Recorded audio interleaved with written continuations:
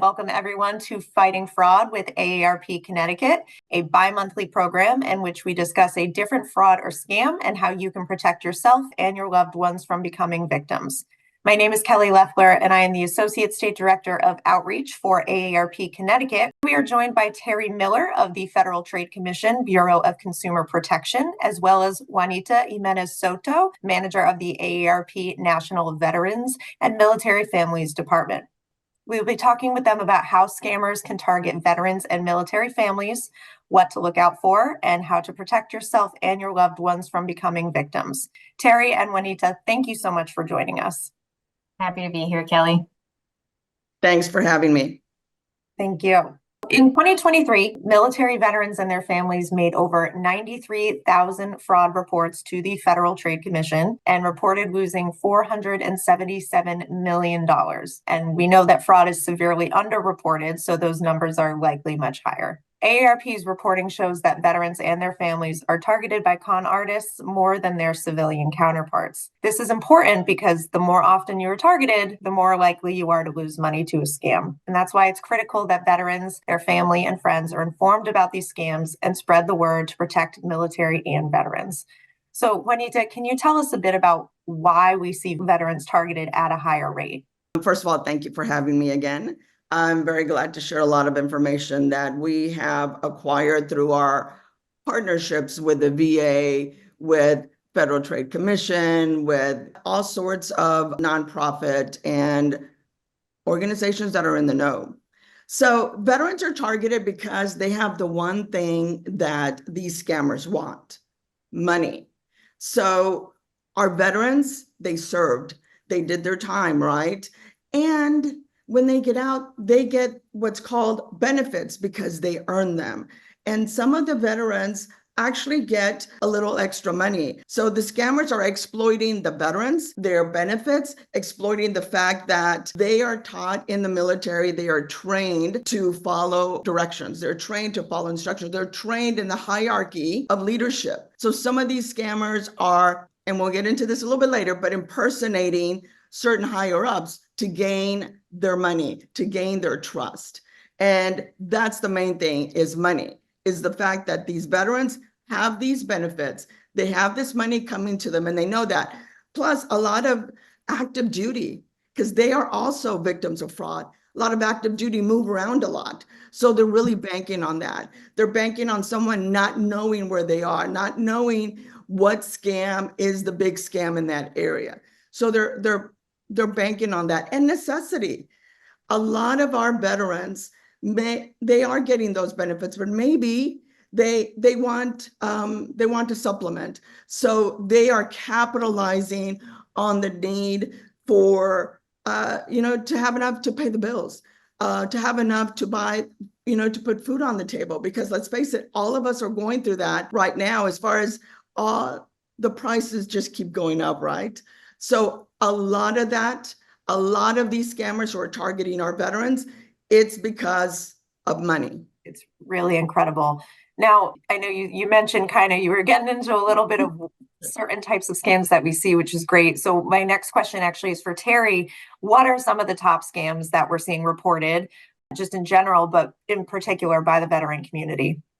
Juanita started, talking about it, but imposters are such a huge part of the frauds that are reported every year. And I can tell you that older adults, so folks who are sharing with us they're 60 years or older, are more likely than their younger counterparts to report losing money to tech support scams, to prize sweepstakes and lottery scams. And when it comes to government imposters, that's a big one for this population. And the number we have for government imposters specifically is $254 million reported lost. Again, you said it, that's what's reported. So we have to assume that it's higher than that. And then there's other ones too. So business imposters, that's $311 million. And family and friends imposters, which you want to believe that's your family calling that they're in trouble, but that's $36 million lost. Millions and millions of dollars lost just from what we know. I like the specifics. So just to give you specifics of what some of these scams might look like, if it's a business imposter, it may look like a text or an email from Amazon that says, hey, there's a problem with a delivery. And they may say that you need to click a link and share some personal information or banking information to quote unquote fix the problem. It might be a tech support scam. We often hear these as pop-ups that come up on your screen that say there's a problem with your computer. You need to call a number to fix it. Sometimes though, these scammers actually call or send messages and say that they are calling from a computer, that they're a computer technician. What they're trying to do in those cases is sell you useless services or get you to give them credit card information. And unfortunately, in some of the worst cases, they are asking for remote access to a computer. And with that, they install malware and get access to all kinds of things on a computer, like your usernames, your passwords, and things like that. And bank imposters, scammers know the language that military service members and veterans speak. So maybe they call and say that they're calling from a bank that we're familiar with in the military community, like USAA or Navy Federal. And they'll say that there's a problem with your account, that there's fraudulent activity or something like that. And they may say that you need to move your money to protect it. And they may have you basically deposit that money straight into the scammer's account or into their pocket in one way or another. And the last one that we really see is fraud related to benefits. So sometimes that looks like, someone showing up at a community center or a nursing home or a retirement community and saying, hey, I can help you guarantee that you can get more benefits. We just need to move your assets around or something like that. If it sounds dishonest, that's because it is. They are trying to guarantee something that cannot be guaranteed. You have to apply. Some of these scammers are also saying you need to pay them sometimes high fees to apply for your benefits. So I just want to do a quick plug that if you are receiving or eligible to receive VA benefits, it's free to apply at benefits.va.gov. You do not have to pay to apply for those benefits, and you also don't need to pay for help with those benefits. The VA has accredited attorneys, veteran service organizations, and folks who are accredited and vetted to help with that. So benefits.va.gov, and just know that if anyone's saying that you need to pay for those benefits, to apply for the benefits, anything like that, walk away. You don't have to do that. And also, you have these scammers out there saying, hey, do you need your military records? Are you planning on buying a home? Are you planning on moving? You need your military records. Pay me and I'll get them for you. You get them for free. So veterans get this information for free. And these are scammers. And the one thing to remember, and I know that you touched on that, is that if they're relaying a sense of urgency, question it. Question, because that is the main tactic, or one of the main tactics that these crooks, let's call them the crooks, that is one of the main, it's the urgency. If you don't act now, you're going to lose all this money. If you don't do this, this is going to happen. When you get that in a phone call, in an email, in a text, question. I'm a girl, I'm an 80s gal. So I'm, the X-Files type of gal. So I tell my son all the time, and he's a lieutenant in the Army, trust no one, Scully. Question, and verify. Yeah, and I'm glad you mentioned that, Juanita, because at AARP, we've done research and interviewed career criminals, and they say that their number one goal for any victim is to get them what they call under the ether. So just in a heightened emotional state. And that can be something bad, like your computer is infected and you're going to lose 2 decades worth of pictures, or you're not going to get your benefits if you don't do X, Y, and Z. Or it could even be something good, like, we see a lot of romance scams these days. So it could be a heightened emotional state like love. So to your point, if you're being pushed to make a snap decision, walk away for an hour or 24 hours and talk to somebody in your family just to kind of bring that emotion down, and you might see the picture a little bit more clear. Now, on to a different topic. I understand that cryptocurrency and Bitcoin ATMs are growing in popularity among scammers. And in fact, the FTC recently released a data spotlight on the issue. Can you tell us a little bit more about that?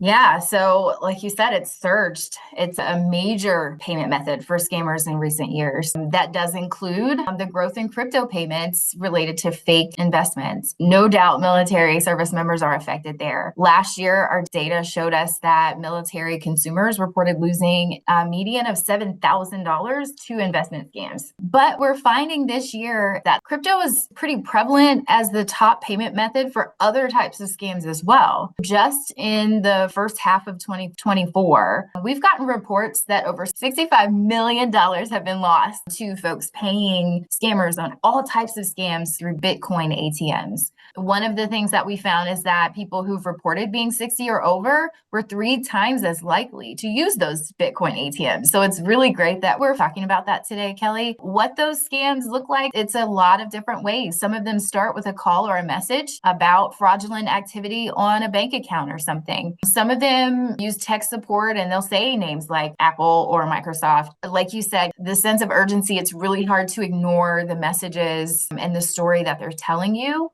But often what we're finding is that when it comes to these Bitcoin ATMs, the story escalates quickly. So they'll say that your money is at risk. They may mention things like money laundering, that your name has been mentioned in a drug smuggling case. And sometimes they'll even mention federal agencies like the FTC or DOJ or something like that. So they're really upping the ante to get that fear tactic. ATM comes in because the scammer is claiming that if you deposit money into these machines, it protects it, or that it fixes the problem they've actually created. Sometimes they're calling Bitcoin ATMs safety lockers, and they're directing you to take money out of a bank account and to deposit it into an ATM. Sometimes they'll give you a specific one to go to, which makes it really scary. Once you put that money in the Bitcoin ATM, you're basically handing it over. It goes into the scammer's wallet. So it's really important to know that if you hear Bitcoin ATM related to a problem with your computer or with your bank accounts, with,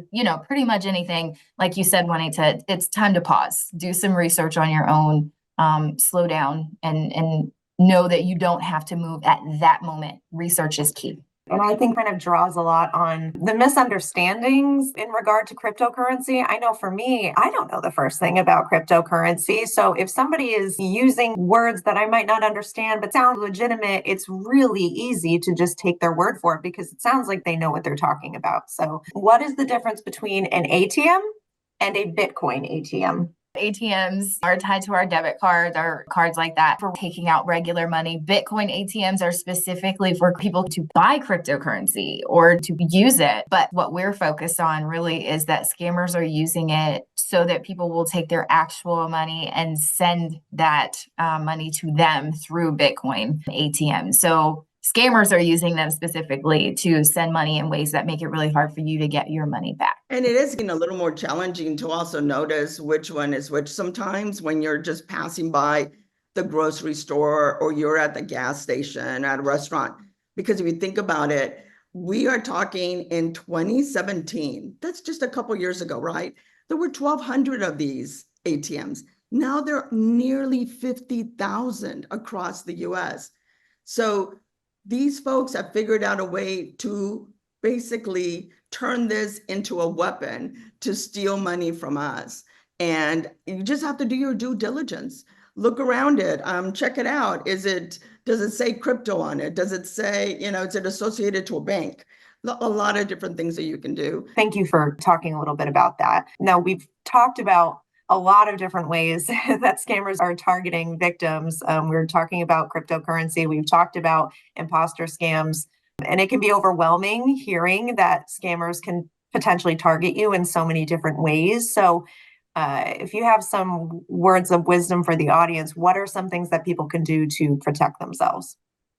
Well, the first thing, and we're doing it right now, let people know what's happening. If there's a scam, if you were almost scammed or you heard of someone who was scammed, spread the word, let people know. Remember, do not give your personal information out to anyone. And organizations or governmental offices like Social Security, the VA, they will not call you and say, well, give me your Social Security number or they're not going to do that. Anytime you get a call, an email, a text asking for personal information, verify. who is this? What number? And then you call the number that you know is a legitimate number with Social Security, with VA, the bank, or call a family member. Hey, I just got this phone call and they said that they needed my personal info because my account has been compromised. The first thing is stay calm, have a plan of attack, which is protect yourself, verify everything. Other things that you can do, they're very simple. For instance, you need to have strong passwords. Make it unique. Write it in a sentence form. Something that is not all around you all the time. Something different. Not 1, 2, 3, 4, 5. Or if it's something that they know about you, because these scammers will do their due diligence to find out everything about you, about everyone, so that they can get your money. I know it can be challenging to remember all these passwords, but what would you rather do? Remember these passwords or have to go to the bank and then the bank folks tell you, I'm sorry, we can't recover that money, because a lot of times your money cannot be recovered. And then also multi-factor authentication. Do it. It's a little extra step, but it's worth it because your money stays where? In your pocket, in your bank account. Update your software if it's from a legitimate source, of course. And don't click on links. At AARP, they are really, really good at making sure that we know what to look for, that we understand certain things. In an email, if it looks like it's from someone you don't know, don't open it. Check the address. If it says man goes by at AOL.com, it's not legit. If that email you and to all these other folks, the same with the text message, it's not legit. And it's so easy to tell people. Sometimes we are human, we're flawed, and we don't listen. So we really need to heed that warning. If you like having money in your pocket because you worked really hard for it, and our veterans, those benefits, they earn them. It's worth taking that extra step. Yeah, and I like what you were talking about with passwords, and you were mentioning don't use information that's all around us. So like your birth date or something that scammers might be able to access, or you see those quizzes on what's your mother's maiden name, what was the street when you grew up, the security questions that are asked when you log into something, those exact things. So those fun Facebook quizzes are really just a way for scammers to find that information out and find out information that you might use for a password. So I'm really glad that you mentioned that, Juanita. Terry, did you have anything to add? I mean, Juanita really covered a lot of them. So just reiterating the importance of doing your own research. If you get an email that says there's an issue with your Netflix account, you don't need to click the link in the email. Go to your Netflix account and check it out on your own. I do want to add too that, slowing down and knowing that not responding in the moment is always an option. It's always an option. We've talked so much about that sense of urgency. We don't have to have that sense of urgency. Slow down and know that you can say, that's really helpful. Let me do some research and I'll check it out, right? Hang up the phone. And the last thing I want to add here is knowing the ways that scammers tell you to pay. Typically, they will demand that you pay in specific ways, and those are ways that make it really hard for you to get your money back. So putting money in a Bitcoin ATM machine, sending money through PayPal and digital payments, moving money to protect it, paying with a gift card. No legit business or government agency or anyone else is going to say that you have to pay them with a gift card. Those are signs that you may be working with someone who's looking to take money from you and make it really hard for you to get it back. And the FTC has so many articles to help you figure these things out. So what is a checklist of things that make a password strong? What is multi-factor authentication or two-factor sometimes? What does that look like? And how do I set it up? I know it's a nuisance, but like you said, it's so important. If you go to ftc.gov/subscribe, you can find our consumer site, which gives you articles about these specific things, about pension poachers, about applying for veterans benefits and avoiding scams. You can also subscribe to our militaryconsumer.gov site through that page as well. That's where we tailor a lot of our advice specifically to military service members and veterans and spouses and caregivers and anyone who's related to the military community. So just want to do a quick plug there that there's so many resources out there. Ours are not the only ones, but we try really hard to hit that, right on the nose for you. Fraud is at the forefront of what our veterans are worried about. AARP did a study, and 58% of the veterans who were polled are worried about fraud. They're worried about becoming a victim. I'll use the V word right there. They're worried about how much fraud is growing and not being able to recover their money. That said, they also admitted that they're doing things that may make them more vulnerable or more appealing to scammers. We're talking 64% do not use different passwords like we talked about. 62% don't use virtual private networks, which is like when you go to Starbucks to log in, that is putting yourself at risk. 53% have taken online quizzes or surveys. Who hasn't done that on Facebook? You are putting yourself at risk. And I say me too, because we have all done this at one point or another. Answer calls from people they don't know. Another 25%, 20% don't use protective software, and 19% use their social media accounts as a login for other login accounts. And I say that because if you have lost money to scammers, do not be ashamed. You are not alone. Chances are you or someone else, that they, or maybe someone they know, a family member, a friend, has also lost money to scammers. So doing these types of events, and again, well done. We are actually getting the word out, and we are helping people. We are empowering them to take control of their money so that if they want to spend $5, $6 on a cup of coffee, they have it, but it's their money. And a lot of this information we have on our webpage, aarp.org/veterans. And we also have it in Spanish, aarp.org/veteranos.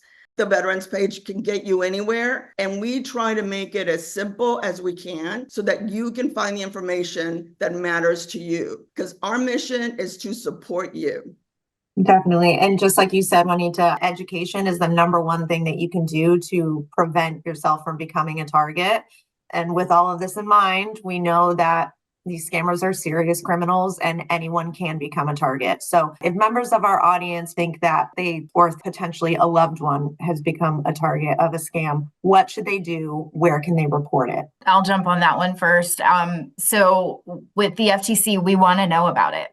That site to report it is reportfraud.ftc.gov. We covered so many different types of fraud today, but I will do a quick plug as well for vsafe.gov. So that's an interagency sort of one-stop shop that covers a lot of different types of fraud that could affect veterans. So that's things like funeral benefits to fraud with banks, with your retirement, with all types of different things. So vsafe.gov if you want to educate yourself on what these frauds might look like and what supports and benefits you have with the different federal agencies. vsafe.gov is a great one as well. And we also have the Fraud Watch Network within AARP, and that's aarp.org/Fraud Watch Network. And there you will find all these different scams, and you can also sign up to get an alert for your area. What is prevalent in your area?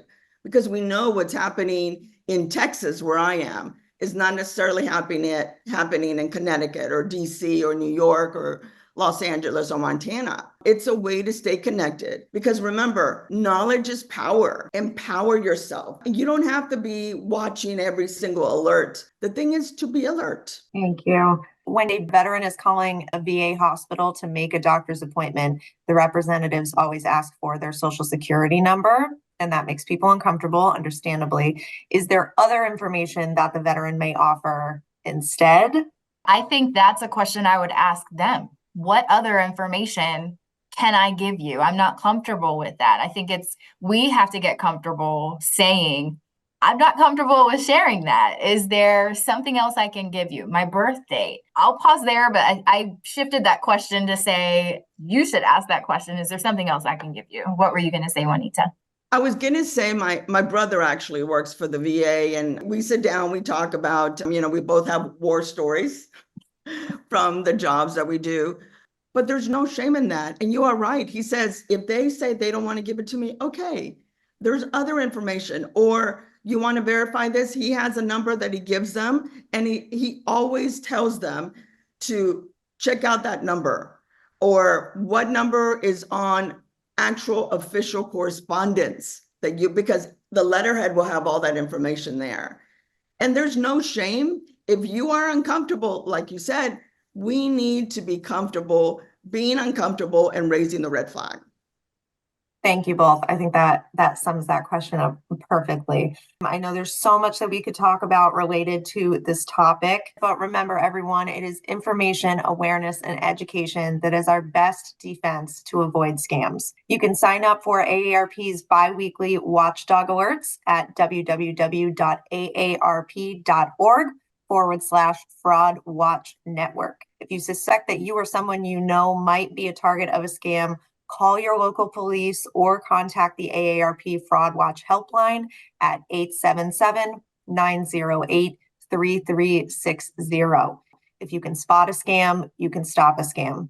And find resources and information around VA benefits, health, caregiving, fraud, and employment for retired and active duty military and their families at www.aarp.org/veterans. For this and more virtual programs, including our weekly webinar Wednesdays, visit www.aarp.org/CT events. Finally, thank you so much to Terry Miller and Juanita Jimenez Soto for joining us today, and to all of you as well. Until next time.